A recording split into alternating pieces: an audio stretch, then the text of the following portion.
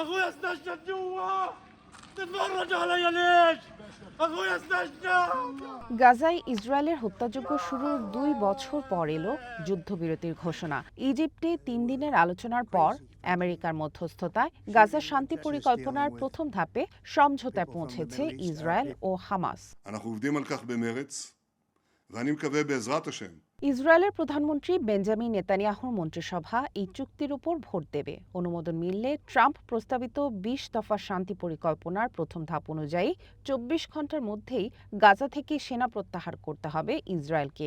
এরপরেই শুরু 72 ঘন্টার সময়সীমা, যার মধ্যে হামাসকে জীবিত ইসরায়েলি জিম্মিদের মুক্তি দিতে হবে।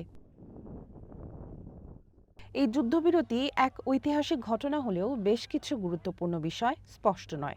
এর মধ্যে রয়েছে যুদ্ধ পরবর্তী গাজার শাসন ব্যবস্থা, হামাসের ভবিষ্যৎ ভূমিকা এবং চুক্তি বাস্তবায়নের সময়সূচি। সেই সাথে চুক্তিতে বেশ কিছু গুরুত্বপূর্ণ বিষয় এখনও অমীমাংসিত রয়ে গেছে, বিশেষ করে হামাসের অস্ত্র সমর্পণের ইস্যুটি। হামাস বরাবরই বলে আসছে, যতক্ষণ পর্যন্ত ইসরায়েলি সেনারা ফিলিস্তিনি ভূখণ্ডে থাকবে ততক্ষণ পর্যন্ত তারা অস্ত্র ত্যাগ করবে না। গাজার ভবিষ্যৎ শাসন ব্যবস্থা নিয়েও কোনো সিদ্ধান্ত আসেনি। ট্রাম্পের পরিকল্পনা অনুযায়ী গাজার শাসনে হামাসের কোনো ভূমিকা থাকবে না। ইসরায়েলের প্রধানমন্ত্রী বেঞ্জামিন নেতানিয়াহু এবং পশ্চিমা ও আরব রাষ্ট্রগুলো গাজা শাসনে হামাসের ভূমিকা রাখার বিষয়টি প্রত্যাখ্যান করেছে। ট্রাম্পের পরিকল্পনার পরবর্তী ধাপে বোর্ড অব পিস নামে একটি আন্তর্জাতিক সংস্থা গঠনের প্রস্তাব রয়েছে, যা যুদ্ধ পরবর্তী গাজার শাসনে ভূমিকা রাখবে।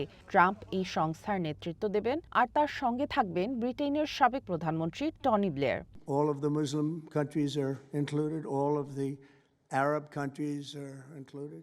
তবে হামাস স্পষ্টভাবেই জানিয়েছে তারা বিদেশি কোনো শাসন বা টনি ব্লেয়ারের নেতৃত্ব মেনে নেবে না। প্যালেস্টাইন অথরিটির তত্ত্বাবধানে এবং আরব ও মুসলিম দেশগুলোর সমর্থিত একটি ফিলিস্তিনি টেকনোক্র্যাট সরকারের হাতেই কেবল যুদ্ধ পরবর্তী গাজার শাসন ব্যবস্থা ছাড়তে রাজি হামাস। এছাড়া বুধবার রাত পর্যন্ত হামাস ইসরায়েলের প্রস্তাবিত বন্দী মুক্তির চূড়ান্ত তালিকা পায়নি বলেও জানিয়েছে ফিলিস্তিনি কর্তৃপক্ষ।